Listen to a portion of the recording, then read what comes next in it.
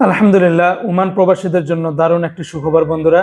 মধ্যপ্রাচ্যের কয়েকটা দেশে সম্পূর্ণভাবে ফ্লাইট বন্ধ থাকলেও বর্তমানে ওমান থেকে বাংলাদেশে ফ্লাইট এবং বাংলাদেশ থেকে ওমানে ফ্লাইট বিভিন্ন এয়ারলাইন্সের চালু হয়েছে।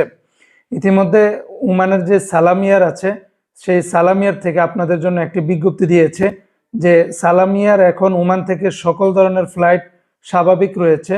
শুধুমাত্র সালাম এয়ারের ইরান, ইরাক, শারজা, দোহা, দাম্মাম, কুয়েত এই কয়টা দেশে তারা ফ্লাইট পরিচালনা করবে না।